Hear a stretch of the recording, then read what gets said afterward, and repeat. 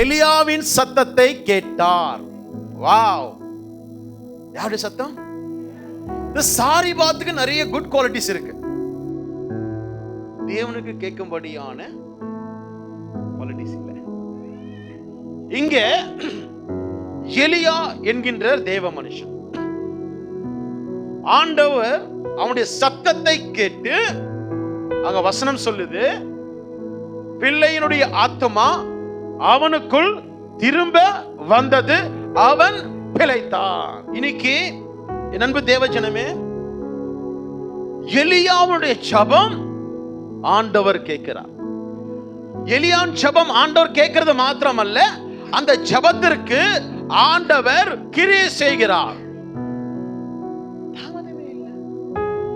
There's no delay. எலியாவுடைய ஜெபத்தை ஏன் ஆண்டவர் கேட்டார்? எலியாவினிடத்துல சில குவாலிட்டிஸ் உண்டு. எலியாவினிடத்துல சில குவாலிட்டிஸ் உண்டு. எலியாவை இன்ட்ரோடியூஸ் பண்ணும் பொழுது திஸ்பியன் ஆகிய எலியா என்று இன்ட்ரோடியூஸ் பண்ணப்படுது. அப்படின்னு என்ன அர்த்தம்? அடிமை, அடிமை ஆகப்பட்ட எலியா. அடிமைதான், ஆனா பரலோகம் கேக்குது. அடிமைதான், பரலோகம் கேக்குது. காரணம் என்னன்னா, ஆண்டவர் சொல்றாரு, நீ போ ஆகாபு ராஜாவுக்கு முன்பதாக போய் நில்லு, நான் சொல்றத சொல்லு. என்ன சொல்றாரு? ஆகாபு ராஜாவுக்கு முன்பதாக போயிட்டு சவால் விட்டு சொல்றாரு, என்னுடைய வாக்கின் படி அல்லாமல் இந்த பூமியில 3 வருஷம் மழையும் பெய்யாது, பனியும் பெய்யாது.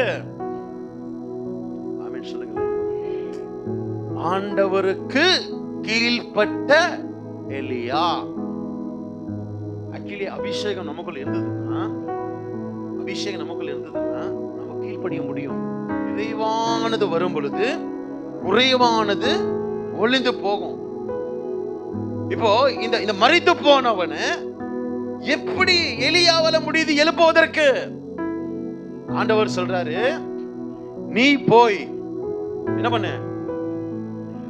எந்த ஆற்றண்ட? கேரித் ஆற்றண்டியில நான் சொல்ற வரைக்கும் ஒளிந்துக்கோ. என்ன சொல்றாரு? மறைந்து கொள். ராஜாக்கு முன்பதாக சவால் விட்ட எலியா ஆண்டவரை பார்த்து, என்ன ஆண்டவர் நீங்க சொல்றீங்க? நான் தான் சவாலை விட்டேன் அவனுக்கு முன்பதாக. நான் எதற்கு பயப்படணும்? நான் எதற்கு நான் ஒளிந்து கொள்ளணும்? நான் எதற்கு மறைந்து கொள்ளணும்? இந்த கேள்வியே கேட்கல. அவன் கேரித் ஆற்றண்டில போய் தன்னை மறைத்து கொண்டான். எலியாக்கு சொல்றாரு ஆண்டவர், உனக்கு 3 வேளை ஆகாரம் காகம் கொண்டு வந்து. Powerful prophetical man of God. ஆண்டவர் சொல்றாரு, காகம் உனக்கு ஆகாரத்தை கொடுக்கும், நீ சாப்பிடு.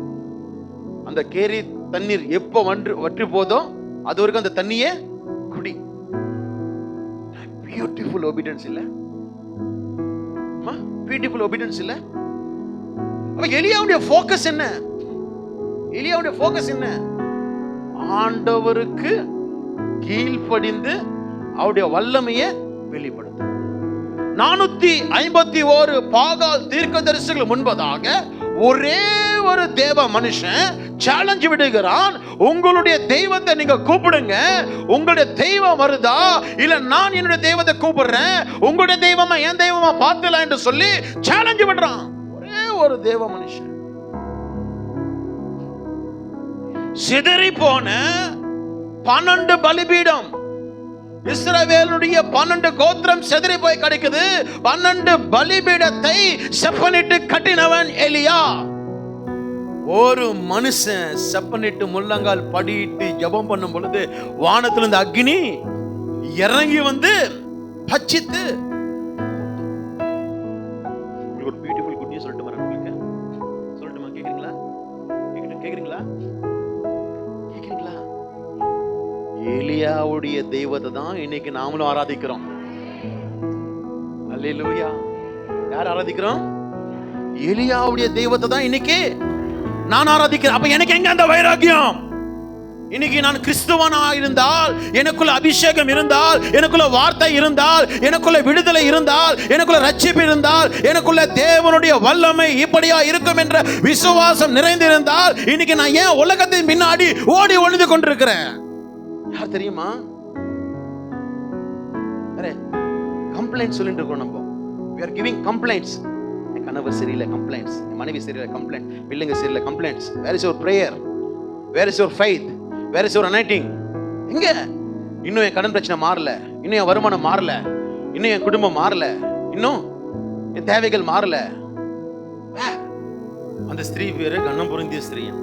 பிரியக்காரனா அவ்வளோ அன்பு, கண்ணம் பண்றதுல அவ்வளோ ஒருமனம் ஹஸ்பண்ட் இருக்கு. இப்போ ஒரு இலவசம் ஏற்றுக்கொள்ள முடியல, ஏதாவது ஒன்று பண்ணணும். என்ன பண்ணணும்? அந்த வீட்டில் ஒரு குறை. என்ன குறை? கர்ப்பக்கணி இல்லை, கர்ப்பக்கணி இல்லை. கணவர் வயது சென்றவர். ஆனா இந்த அபிஷேகம் என்ன பண்ணுது அப்படின்னா, ஒரு ப்ராப்பர்ட்டிகளான ஒரு வார்த்தையை சொல்லுது. இல்லாத ஒன்றை உருவாக்குது. இல்லாத ஒன்று, முடியாத ஒன்று, நடக்காத ஒன்று, கூடாத ஒன்று உருவாக்குது. ஆனா இதை நம்ப முடியல அந்த ஸ்திரீனால. அபத்தம் பேசாதீங்க. என்னது? அபத்தம் பேசாதீங்க. என்ன சொல்லிட்டாரு? குமாரன். என்னமா? குமாரன் வருகிற உற்பத்தி காலம். இன்னொரு 6 வருஷம் கழிச்சு கிடையாது. கமிங் டேஸ் உற்பத்தி காலம். அபத்தம் பேசாதீங்க. என்னமா? ப்ராப்பர்ட்டிகளா வந்த பையன் இப்ப செத்து கிடக்குறான். இங்க ஒரு எழுப்புதல். நான் மறுபடியும் சொல்றேன், இந்த எலிசாவின் தேவன் தான் நம் தேவன்.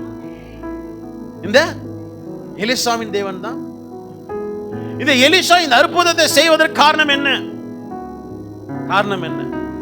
இந்த எலிசாவுடைய ஆவிக்குரிய வாழ்க்கையில நீங்க வாசித்தீங்கன்னா 2 ராஜாக்கள் புஸ்தகம் 2ஆம் அதிகாரத்துல முதல் வசனம் சொல்லுது, கர்த்தர் எலியாவை சுழற்காற்றிலே பரலோகத்தில் எடுத்துக்கொள்ள போகிற போது எலியா எலிசாவோட கூட கில்கால் இருந்து புறப்பட்டு போனான். எலிசா சொல்றார், எலிசா கிட்ட சொல்றார், எலியா இந்த மாதிரி நான் என்ன பண்ண போறேன்? எடுத்துக்கொள்ள போறேன். என்ன நாள் வந்துருச்சு, நான் எழும்ப போறேன். அவரு ஒரு விசேஷத்தை எழுப்புதலுக்குள்ளாய் கடந்து போறார். யாரு? எலியா. சோ நீ இங்கேயே இரு, கில்கால்லே இரு. எலிசா சொல்லுவார், இல்ல ஆண்டவர், இல்ல ஆண்டவர். முதல்ல என்னது?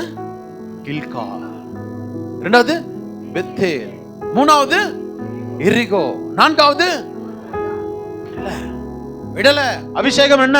உன் வாழ்க்கை தலைகீழ மாத்துறது. நீ அழுது கொண்டிருக்கிறதுக்காக, புலம்பு கொண்டிருக்கிறது, பயந்து கொண்டிருக்கிறதுக்காக, ஓடி ஒளிறதுக்காக இந்த அபிஷேகம், இந்த அக்னி, இந்த கூட்டம் கிடையாது. உன் வாழ்க்கையில நடக்காத காரியத்தை நடக்கும்படியாக தேவன் ஏற்படுத்தின காரியம்.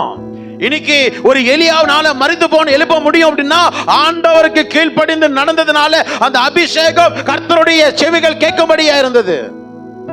இன்னைக்கு எலிசா மரித்து போன எழுப்புகிறான் அப்படின்னா ஒரு அபிஷேகத்துக்கு கீழ்ப்படிந்து பின்தொடர்ந்து போனான்.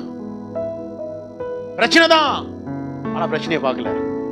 பிரச்சனையே பார்த்தானா? பிரச்சனையை பார்த்தானா? கில்கால்ல பிரச்சனையை பார்த்தானா? நீ வராதப்பா.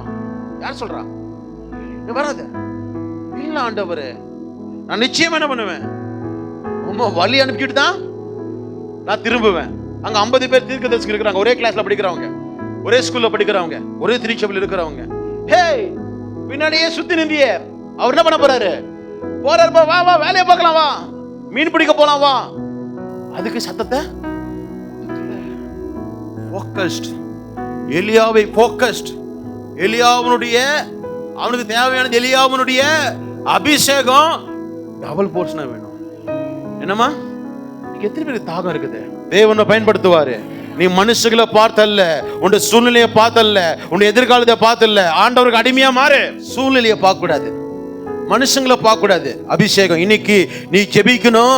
என் மேல இறங்கின அபிஷேகம் நுகங்களை முறியடிக்கும். சூழ்ந்திருக்கிற எல்லா நுகங்களையும் முறியடிக்கிற அபிஷேகத்தை நீங்க அங்க கொண்டு போய் டெலிவர் பண்ணணும். Anointing, it should be work. அபிஷேகம் வேலை செய்யணும். நீ சொல்லணும், என்னுடைய ஜெபத்தில் அபிஷேகம், உன்னுடைய விசுவாசத்தில் அபிஷேகம், உன் நடக்கையில் அபிஷேகம், உன்னுடைய வார்த்தையில் அபிஷேகம். இந்த அபிஷேகத்தை நீ பேசுவானா எல்லா நுகங்களையும் முறியடிக்க முடியும். கடன் பிரச்சனை, பெரிய கடன் பிரச்சனை, கடன் பிரச்சனை, அது சபி. உன் மேல அபிஷேகத்தை வச்சு அந்த கடன் பிரச்சனையே சபி. விதவை ஸ்திரீ இருந்தா பிள்ளைங்களை சிறைப்பிடிச்சு போறாங்க குத்தகைக்கு, கடன் கொடுக்க முடியாம. தேவ மனுஷகிட்ட வந்தா, தெய்வ மனுஷ கேட்ட, உன்னிடத்துல என்ன இருக்குது? என்னிடத்துல என்ன இருக்குது? என்னன்னா என்ன? நீ அப்பளம் பொரிச்சு சாப்பிடுற எண்ணெய் கிடையாது, அபிஷேகம் இருக்குது. அது எப்படி இருக்குது? ஒரு குடம் நிரம்ப இருக்குது. the anointing, the அபிஷேகம் அவளுடைய சூழ்நிலையை மாற்றி போட்டுடுச்சு. இன்னைக்கு அந்த அபிஷேகத்தை நீ பயன்படுத்து.